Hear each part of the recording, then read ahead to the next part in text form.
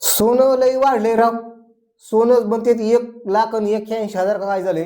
आता थोडंफार कमी झालंय वाटतं. पण एवढं सोनं वाढलेच कसं काय मला समजेना झालंय तिच्या आईला. एवढं सोनं नेमकं घेतंय कोण? लग्न व्हायला झालंय एक तर तुम्हाला सांगतो आता. लग्न होत असल्यामुळे त्यांनी लोकांचे लग्न पोरांचे व्हायला लागलेत. मग आता सोनं मागवते. लग्न व्हायनात.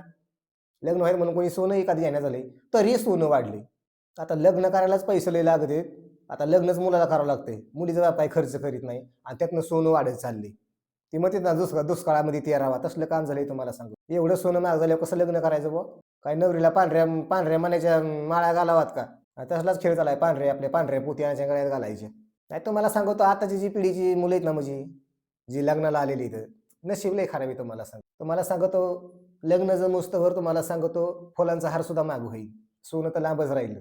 कारण सारं आडवंच लागत चाललंय कोणतं बी कामाला. आता सोनं वाढले, चांदी वाढली. भांडे बी नाहीत वाढावा. भांड्याच्या, ताटलीच्या, गालासाच्या, तांब्याच्या किमती. मग तर लग्नामध्ये ती बी नाही द्यायचा नवरीचा बाप. आताच तसं देत नाही, पण वाढले तर ती बी नाही द्यायचा.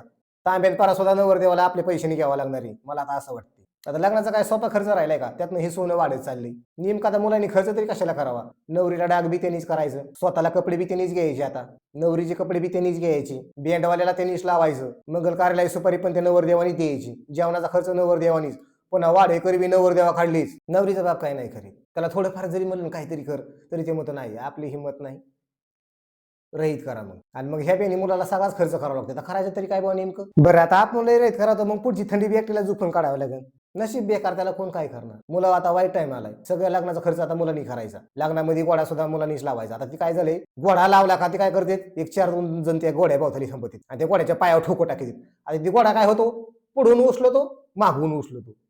आणि नवरदेव मग काय ते असं मागं पुढं हलवतो. आता एखादा जर चांगला थोडा मजबूत नवरदेव असले ठीक आहे बाबा, पण एखादा कमजोर नवरदेव जर मोडकीवर पडला तर पटांगणच होईल ना. त्याला दम निघन का त्या घोड्यावरती? त्याला असं चालतं तो थरथर कापत घोड्या बसून जर असं मागं पुढे हरला तर तो नीट बसून राहील असं वाटतं का लोकांना?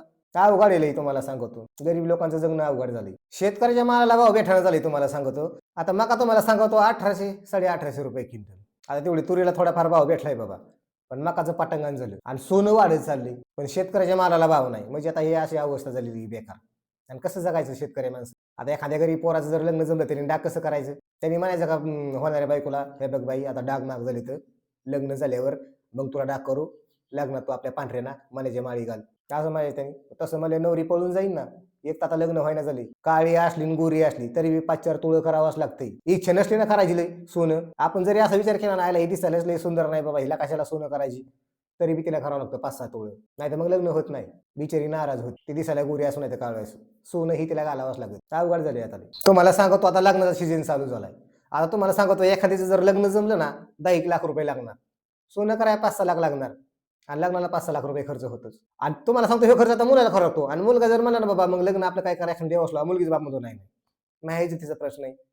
आणि आमची ही शेवटची मुलगी, काही नाही म्हणायचं आम्हाला एकुलती एकच आहे आणि आम्हाला चांगलं करायचंय. आणि मग बाबा खर्च तू कर ना.